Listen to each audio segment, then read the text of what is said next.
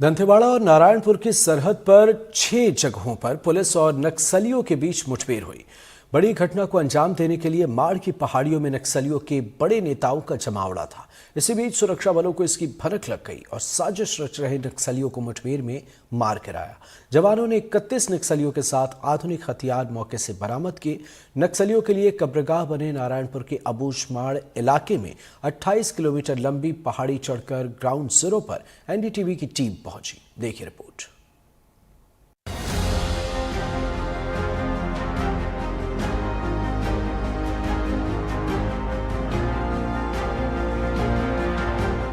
चार अक्टूबर की अमावस की रात नक्सलियों के लिए काल बनकर आई। उस रात ने नक्सलियों के उन तमाम नापाक मंसूबों को स्वाह कर दिया जब नक्सली किसी बड़ी साजिश को अंजाम तक पहुंचाने के लिए अबूझमाड़ में साजिशों का जाल बुन रहे थे और किसी बड़ी घटना को अंजाम देने की फिराक में थे। पर नक्सलियों के खतरनाक इरादे पूरे नहीं हो पाए और वो अमावस की रात उनके जीवन की आखिरी रात बन गई।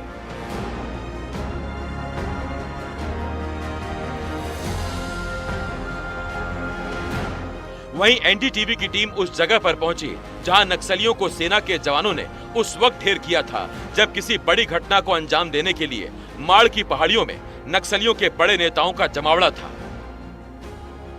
इसी बीच सुरक्षा बलों को इसकी भनक लग गई और साजिश रच रहे नक्सलियों को मुठभेड़ में मार गिराया। जवानों ने 31 नक्सलियों को ढेर किया और आधुनिक हथियार घटनास्थल से बरामद किए।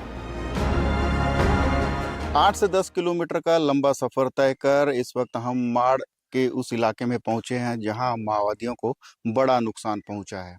ये इलाका माओवादियों के इसलिए महफूज था, आप देख सकते हैं कितना घना जंगल है, चारों तरफ जंगल ही जंगल नजर आ रहा है। और इस दौरान माओवादियों के साथ जब मुठभेड़ हुआ सुरक्षा बलों का तो सुरक्षा बलों ने एक बड़ी कामयाबी मिली। इस वक्त माड़ का ये इलाका है, यहाँ रुकने का कारण ये है कि आप देख सकते हैं मेरे जस्ट राइट साइड में ये जो दिख रहा है आपको, जो बिखरा हुआ जो मिट्टी दिख रहा है, ये यहाँ आईडी प्लांट किया गया था। और अभी पूरे फिजाओं में इसकी महक फैली हुई है। और जिस तरह से आईडी यहाँ जो ब्लास्ट कर उसे उड़ाया गया है, तो आमतौर पर यही होता है कि नक्सली जवानों के जो गश्त वाले जो रास्ते होते हैं उस पे वे प्लांट करते हैं ताकि जवानों को नुकसान पहुंचाया जा सके।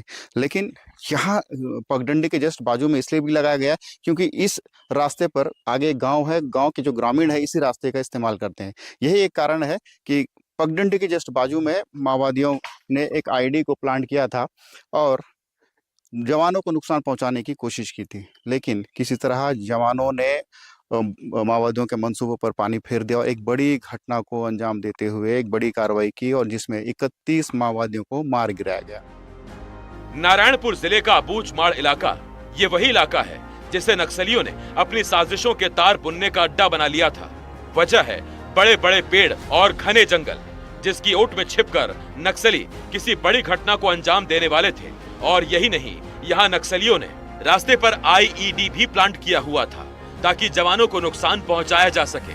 अबूझमाड़ इलाके में पहुंचना आसान नहीं है। वजह है ऊबड़ खाबड़ पथरीले रास्ते, जंगल झाड़ी और पहाड़ और साथ ही नदियां। इन चुनौतियों को पार करते हुए जवानों का मौके पर पहुंचना और बड़ी साजिश को नाकाम करना वाकई बहुत बड़ी कामयाबी है।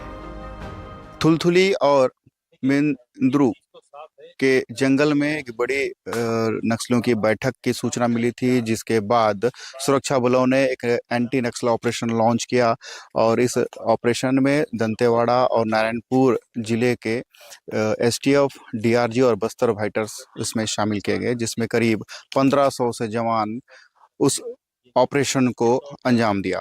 इस वक्त मैं उसी इलाके में हूँ, उसी माड़ इलाके में हूँ जहाँ ये बड़ी घटना को अंजाम दिया गया जिसमें 31 माओवादी मारे गए। और ये जो माड़ का जो इलाका है अबूझमाड़ कहा जाता है, जहाँ माओवादियों के लिए ये बेहद महफूज माना जाता था। लेकिन आज यह महफूज जो इलाका है, जो सुरक्षित इलाका है, वो फिलहाल माओवादियों के लिए कब्रगाह बन चुका है। अब देख सकते हैं मैं इस वक्त इसी माड़ इलाके में मौजूद हूँ और ये माड़ इलाका चारों तरफ से पहाड़ों से घिरा हुआ है और जो बड़ी पहाड़ी श्रृंखला यहाँ देखने को मिलती है। और अब जो घटना यहाँ पे मुठभेड़ हुई है, उस मुठभेड़ के कुछ जो प्रमाण है आपको देखने को मिलेंगे। आप इस तरफ देख सकते हैं, ये संभवतः बुलेट के निशान है, जैसा ग्रामीण बता रहे हैं। इस इलाके में मुठभेड़ हुआ था और माड़ के अलग अलग इलाकों में, करीब 6 इलाकों में सुरक्षा बलों और माओवादियों के बीच में मुठभेड़ हुई थी। और मुठभेड़ के बाद जब सर्चिंग की गई तो इलाके से 31 माओवादियों के शव बरामद किए गए, साथ ही कई आधुनिक हथियार भी सुरक्षा बलों ने बरामद किया। मारे गए माओवादियों का जब शिनाख्त किया गया तो वे करीब 1,30,00,000 के इनामी नक्सली पाए गए।